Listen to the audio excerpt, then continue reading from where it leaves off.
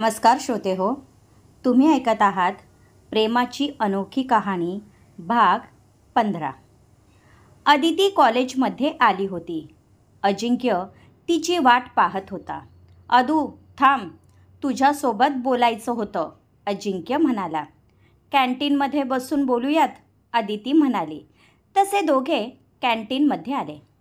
उद्या आपल्या कॉलेजचा प्ले आहे, तू येणार आहे ना? इथे जवळच स्टुडिओ आहे, तिथेच शो होणार आहे.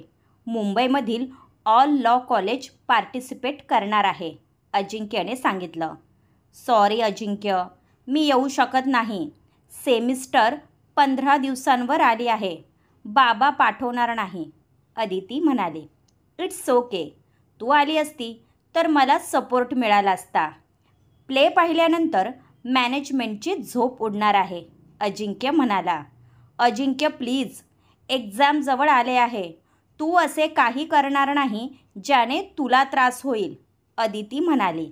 आणि अजिंक्य तिच्याकडे पाहत राहिला. किती हक्काने बोलते तू. हम आपके हे कोण, अजिंक्य म्हणाला.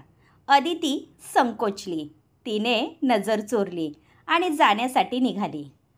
नताशा आली नाही, कुठे आहे ती, अजिंक्यने विचारलं. तिचे डॅड आले आहेत म्हणून ती येणार नाही, अदितीने सांगितलं. तितके तिथे शालिनी आली. प्लेची तयारी झाली, शालिनीने विचारलं.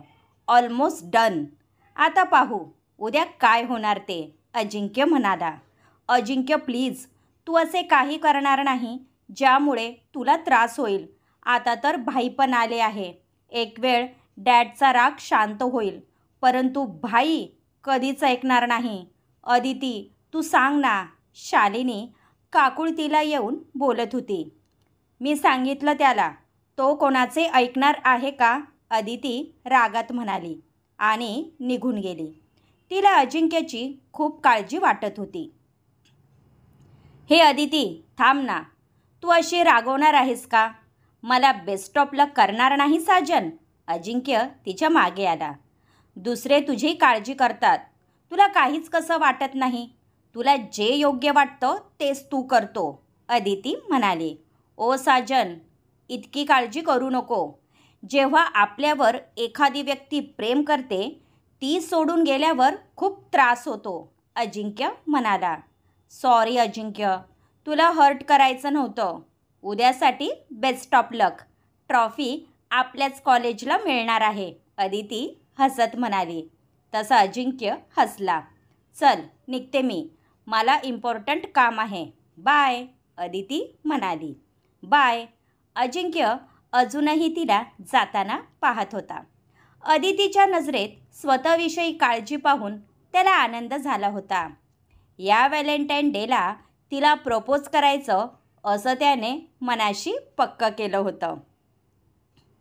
अदिती रस्त्यावरून चालत होती, परंतु डोक्यात अजिंक्यचे विचार होते. यावेळी त्याने काही केलं तर राठोड त्याला सोडणार नव्हते. एक्झाम जवळ आली होती. त्यात शालिनीचे शब्द तिला आठवत होते. विक्रम राठोड, तो काहीही करू शकतो, अदिती आपल्या विचारात होती. तिला कोणीतरी आवाज दिला. मिस अदिती. तिने आवाजाच्या दिशेने पाहिलं. तिथे विक्रम उभा होता.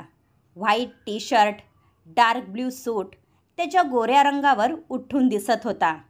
तो ब्लॅक मर्सडीजला खेटून उभा होता. अदिती त्याच्या दिशेने आली. सर, तुम्ही इथे? मी तुमच्याकडे येणार होते. तुम्हाला डॉक्युमेंट द्यायचे होते ना, अदिती म्हणाली. मी ऑफिसला चाललो होतो. तुमच्यावर नजर पडली म्हणून आवाज दिला. तुमचा येण्या जाण्याचा वेळ वाचेल आणि मला डॉक्युमेंट देता येतील, विक्रम सारवासारव करत म्हणाला. कारण त्याला माहीत होतं की आज ती विनयच्या ऑफिसमध्ये येणार होती, परंतु त्याला अदितीला बाहेर भेटायचं होतं म्हणून तो आला होता. ओ असं होय, अदिती म्हणाली, पण तिचं लक्ष नव्हतं. तिच्या चेहऱ्यावर असलेलं टेन्शन विक्रम स्पष्ट दिसत होतं. मिस अदिती, काय झालं आहे? तुम्ही टेन्शनमध्ये दिसत आहात. सर्व ठीक आहे ना? अदितीचा पडलेला चेहरा त्याला पाहवत नव्हता.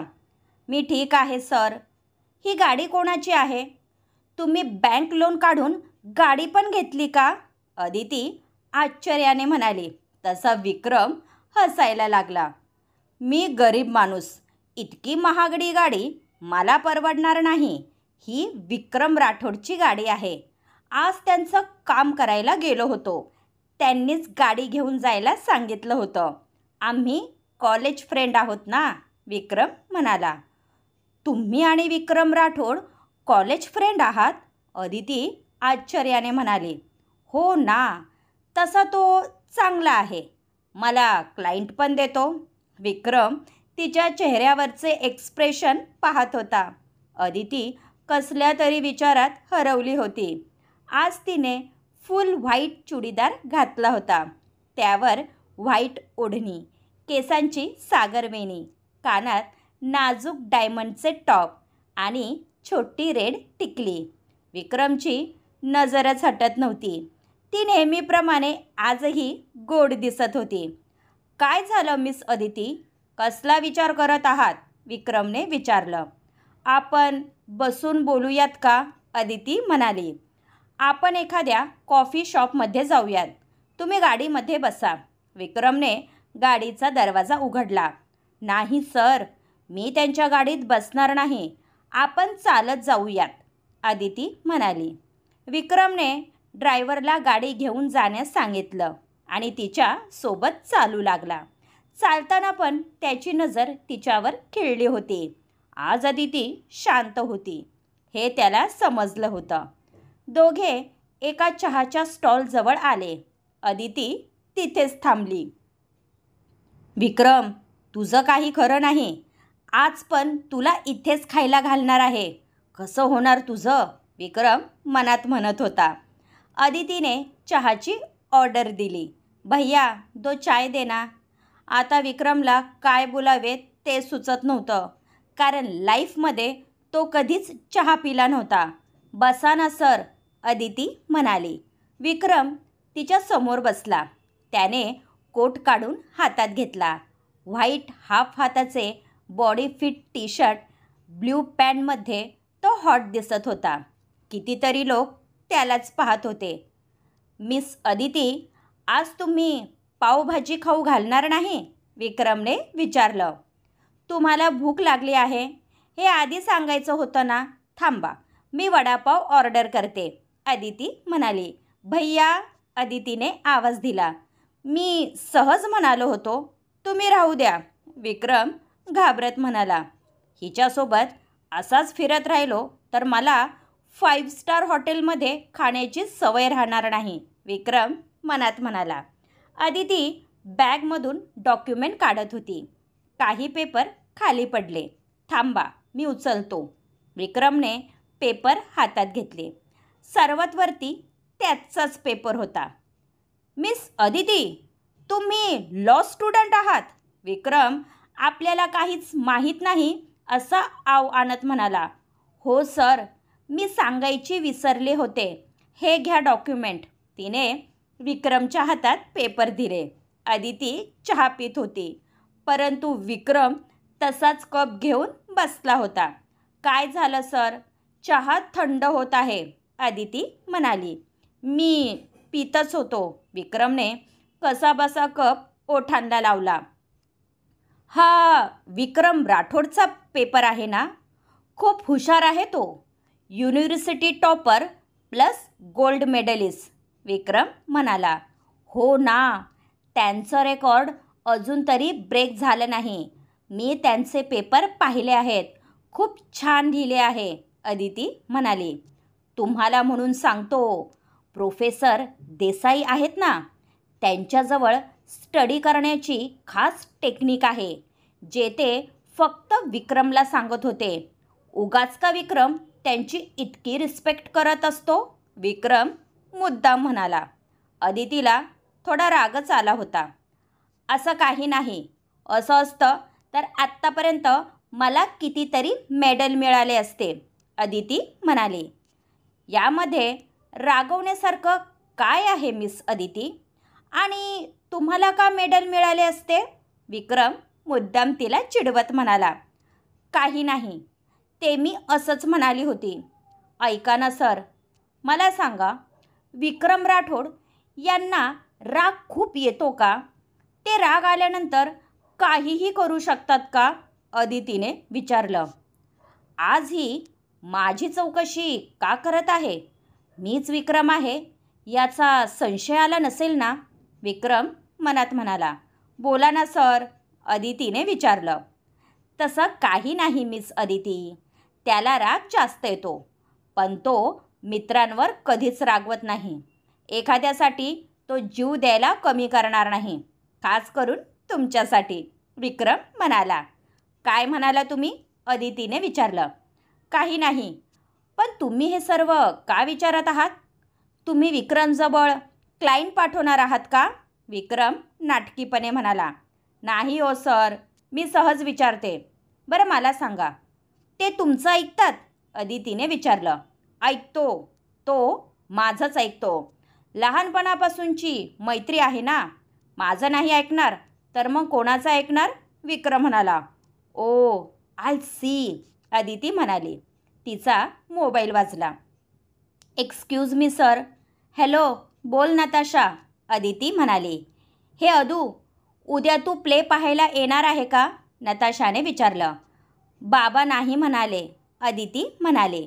ओके डिअर, तू स्टडी कर, बाय. नताशाने कॉल कट केला.